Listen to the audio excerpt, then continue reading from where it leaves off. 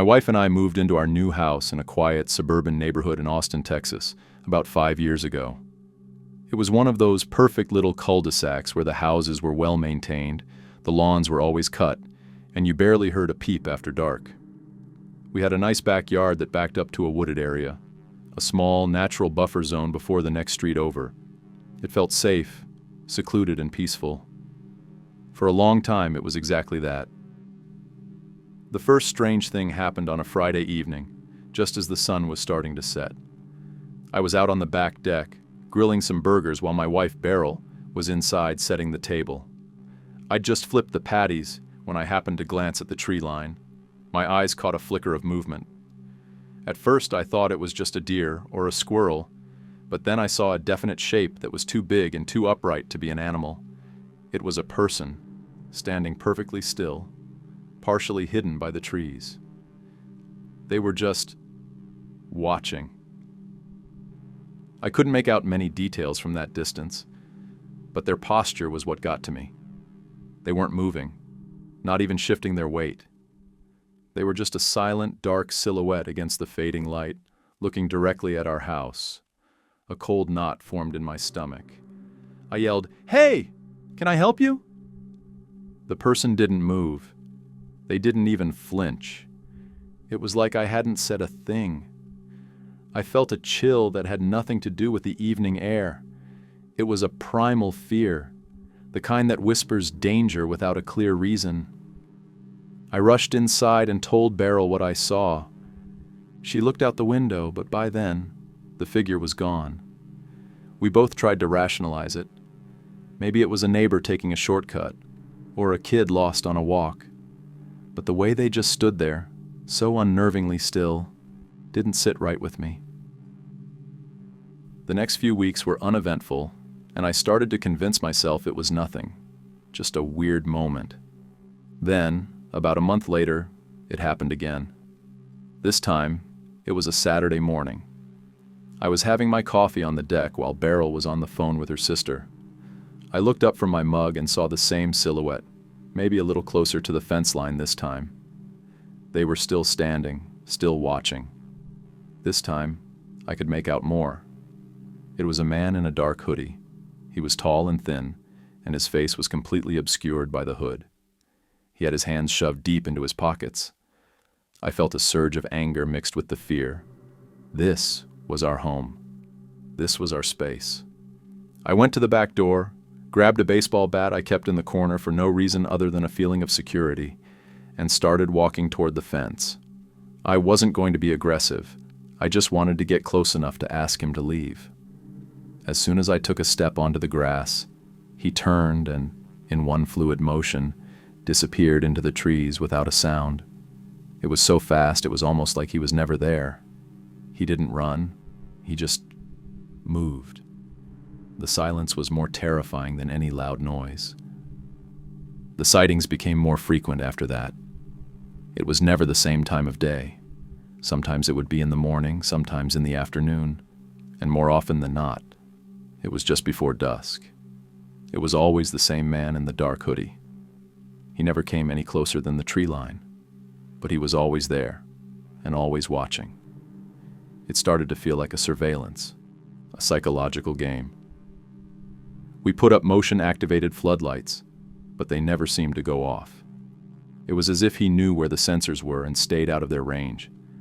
We even considered getting a dog, but we worried about what he might do if the dog barked at him. The real tipping point came one Tuesday night. It was late, maybe 11 p.m. I was asleep, but Beryl woke me up shaking. "Did you hear that?" she whispered. I listened. The house was dead quiet. "Hear what?" "A tap," she said, her voice trembling. "From the back window, the one in the kitchen." We had a big window over the kitchen sink that looked out onto the backyard. It was a massive pane of glass. I got up, my heart pounding a rhythm against my ribs, and grabbed the bat again. I crept to the kitchen, trying to be as quiet as possible. I peered around the corner, my eyes scanning the dark yard. The floodlights were off. The moon was a sliver, so the yard was pitch black. I didn't see anything at first, but then I felt it. The presence. That same cold, sickening feeling I got every time I saw him in the woods. I took a closer look at the kitchen window. The glass was so dark it was almost a mirror. But in the faint reflection, I saw something that made me freeze. On the other side of the glass, the faint outline of a face, nose pressed against the pane, just inches from where I was standing. I couldn't see any features, just the shape of a face and the dark hood surrounding it. My blood ran cold. He had crossed the tree line. He had come to the house. He was standing on our deck, looking in. He was close. I screamed. Not a brave, angry scream, but a guttural shriek of pure terror. The face didn't move. It stayed there, a black smudge on the glass, for what felt like an eternity. Then, slowly, it lifted away. I heard the faintest sound of footsteps on the wooden deck. A light, almost silent pad, pad, pad, before they faded into nothingness. I slammed my hand against the light switch, flooding the backyard with light. There was no one there, but the lights had a different effect this time. They didn't just illuminate the yard, they showed me something I hadn't seen before. On the back deck, right in front of the window, a single black feather. It was impossibly small, maybe an inch long, and perfectly formed. It wasn't a crow's feather, or a jay's, or anything I recognized. It was just there. I didn't touch it. I just stared at it, the terror replaced by a profound, gnawing dread. The police came, but they couldn't do much. No fingerprints on the glass, no footprints in the soft soil of the flower beds. They told us it was likely a harmless prank, but they didn't see the face at the window. They didn't feel the presence. We moved out 3 months later. We just couldn't live there anymore. Every time I looked out the back window, I saw that face. Every time I heard a noise at night, I heard the tapping. I still have no idea who he was or what he wanted. Maybe he was just a peeping Tom. Maybe he was a serial killer staking us out. Or maybe, just maybe, he was something else. But I'll never forget that cold, dark smear on the glass and the single black feather left as a calling card. It was a quiet, unassuming horror, but it was the most terrifying thing I have ever experienced. And I'll never again live in a house with a backyard that backs up to the woods.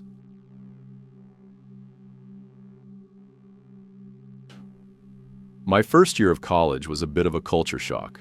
I grew up in a small town in rural Ohio, where you knew everyone and could leave your doors unlocked. Moving to a bustling city like Columbus for Ohio State University was a whole new experience. The campus was huge, the streets were always full of people, and the sounds of the city never really stopped. I lived in an off-campus apartment with a couple of roommates, a few blocks from the main campus. The walk home from the library late at night was something I got used to, but it never stopped feeling a little weird. It was a familiar route, but sometimes, on the rare nights when the streets were quiet, a different kind of feeling would creep in. The first time I noticed something was wrong was on a Thursday night in late October. It had been raining all day, and the air was cold and damp.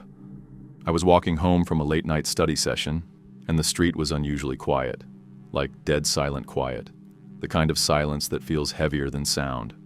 Usually, even at 1 a.m., there's always the distant hum of traffic or the chatter of students stumbling back from a bar. But on this night, there was nothing. Just the patter of my own footsteps on the wet pavement. I remember a sense of unease settling over me, like a cold fog. I was on a street called 14th Avenue, a long residential block lined with old brick houses and towering oak trees. I felt like I was being watched. It's a cliché, I know, but it was a visceral feeling, like a pressure on the back of my neck. I kept looking over my shoulder, but there was never anyone there. The streetlights cast long, distorted shadows of the trees, making them look like skeletal hands reaching for me. I picked up my pace, my heart thumping a frantic beat against my ribs. As I walked, I started to notice a new, unsettling detail. The houses. They were all dark, every single one. No porch lights, no lamps on in the windows, no faint glow of a TV screen. It was as if the entire street had gone to sleep at the same moment. It was completely unnatural. I lived on this street. I knew for a fact that there were always people up late, studying or just hanging out. But tonight, it was a blackout for just this one block. The feeling of being watched intensified. It felt like I was walking through a haunted movie set, and I was the only actor. Then I heard it. A faint click-clack sound. It was coming from behind me. I froze and listened. Nothing. Just the wind rustling the leaves. I told myself it was just my imagination and started walking again. Click-clack. The sound was back, a little louder this time. It sounded like a pair of shoes, but not like sneakers or boots. It was a measured, deliberate sound, like someone wearing hard-soled shoes, walking at the same pace as me. I sped up. Click-clack, click-clack. The sound behind me sped up too.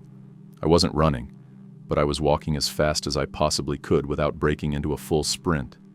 The click-clack behind me was perfectly synchronized with my own footsteps. It was unnerving. I looked over my shoulder again. The street was still empty. I could see the whole block, and there was no one there. The shadows were dancing in the rain, but no one was walking behind me. The sound, however, was still there. Click-clack, click-clack. It was impossible. It felt like the sound was coming from inside my head, or from some unseen entity pacing me from the darkness. I reached the corner of my street, my apartment building now just a few yards away. The fear had turned into a desperate, adrenalized panic. I knew I had to run. I looked one last time behind me, and that's when I saw it. In the middle of the street, about 30 yards back, stood a single red tricycle. It was sitting there, perfectly centered in the middle of the road, its bright red color glowing faintly under the streetlights. But that wasn't the weird part. The wheels were slowly, deliberately turning. Not from the wind, but as if someone was pedaling it, but no one was on it. The click-clack sound stopped. My brain couldn't process it. An empty tricycle, moving on its own, in the middle of a deserted, dark street. I didn't wait to see more. I took off, sprinting the last few yards to my apartment building. I fumbled with my keys, my hands shaking so badly I could barely get the key into the lock. I burst through the door, slammed it shut, and bolted it. I leaned against the door, gasping for breath, my body trembling. My roommate, Dave, came out of his room looking confused. "Dude, what's wrong? You look like you just saw a ghost." I couldn't speak. I just shook my head and pointed toward the window. He looked out and saw nothing. "It's just the street, man. It's late." "No," I managed to say. "There was a tricycle." He looked at me like I was insane. A tricycle? I didn't try to explain the rest. He wouldn't have believed me.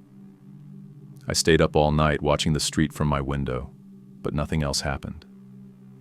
The next morning, I went out to walk to campus. The sun was out, students were milling around, and cars were driving by. Everything was back to normal.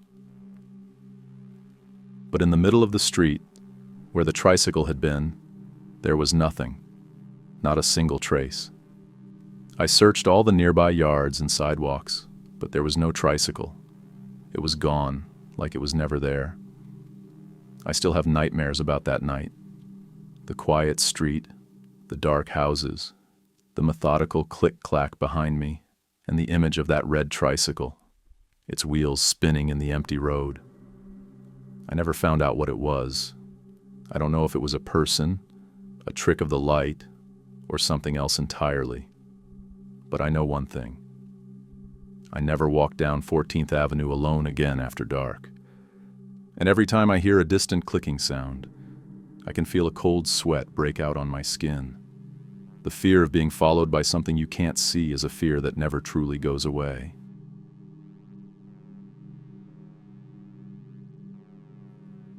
When I first moved into my apartment in a suburb of Pittsburgh, Pennsylvania, the building felt like a little community.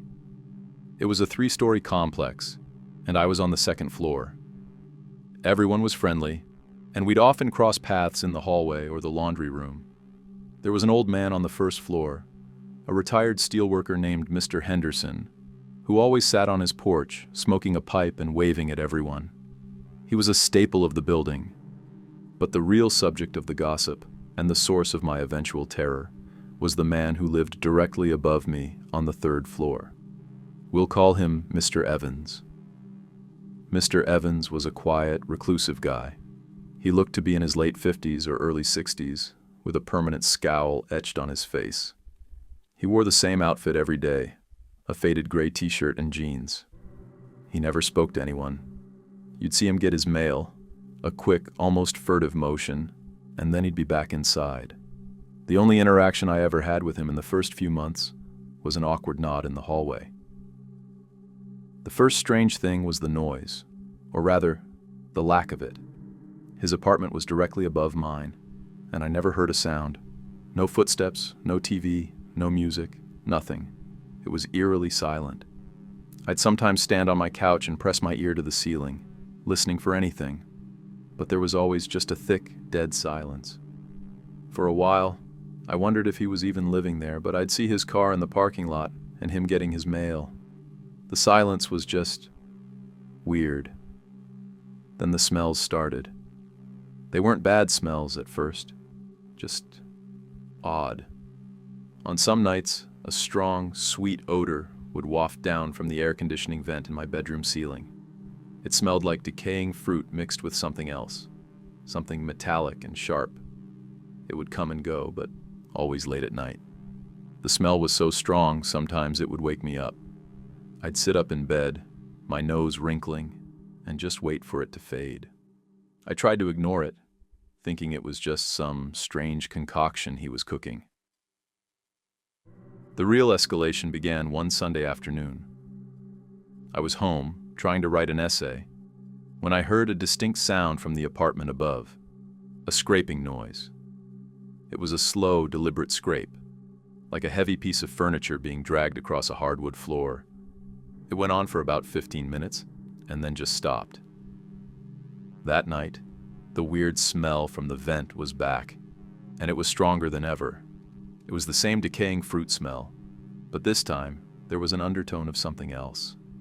Something sickly sweet, like cheap perfume, and something else. Rotten. I mentioned it to Mr. Henderson on the porch one day. He took a long drag on his pipe and exhaled a plume of smoke. Mr. Evans? He's a strange bird. Never speaks a word. I don't know what he does up there.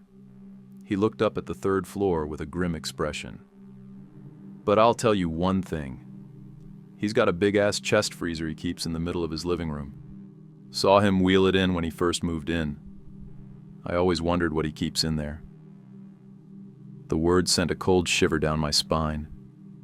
A chest freezer? In the middle of his living room? The thought of the scraping noise and the strange smells immediately connected in my mind. The scraping was him moving the freezer. But why? And what was in it? The climax of this whole ordeal happened a couple of weeks later. It was a warm summer night, and I had my window open to let in the cool air. I was trying to fall asleep when I heard a faint, persistent noise coming from above. It wasn't the scraping. It was a rhythmic, wet thump. Thump, thump, thump. It was slow and steady. I sat up in bed, my heart pounding.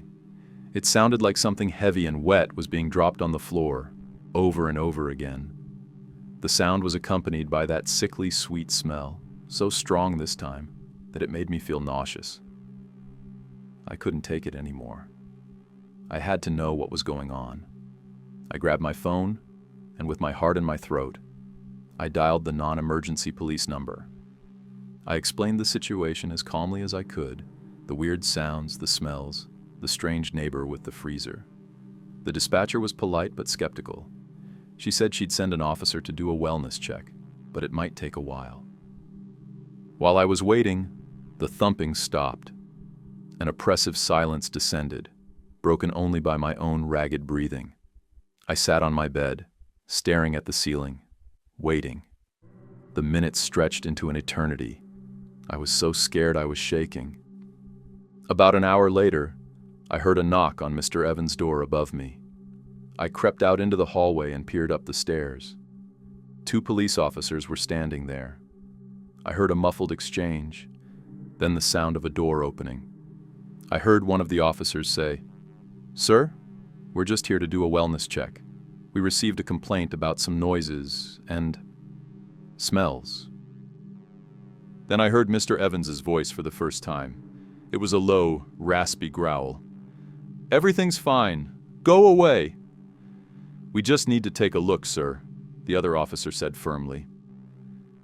Then there was a gasp, a sharp, audible intake of breath from one of the officers, followed by a frantic, whispered exchange. I couldn't make out the words, but the tone was clear. Panic. I heard footsteps. Fast, heavy, running. One officer's voice, loud now. "Freeze! Get on the ground!" There was a crash, the sound of something heavy falling over. I heard a struggle, and then the chilling sound of handcuffs clicking. More police sirens wailed in the distance, getting closer. The next day, the news was all over the local channels. A man had been arrested in my apartment complex for holding a person captive. They found her in his apartment, bound and gagged, in a small windowless closet. She had been missing for over a month. The police also found a massive rusted chest freezer in the middle of his living room, covered in a tarp. It was empty. But what really got to me was what the police found in the freezer. Inside, meticulously arranged, were dozens of small black feathers, the same kind of feathers that were found scattered around his apartment, along with various tools. I never heard what happened to Mr. Evans, but I didn't stick around to find out. I moved out a week later, unable to shake the image of that rusty freezer and the tiny black feathers inside, and I still wonder about the noises, the scraping, the thumping. What were those sounds? The police said he was moving furniture to cover his tracks, but I know what I heard. That rhythmic, wet thump. It was the sound of a living nightmare, and it was coming from the floor above me. The scariest part isn't what they found. It's what they didn't find. The true horror was what was happening right above my head, in the silence and the dark.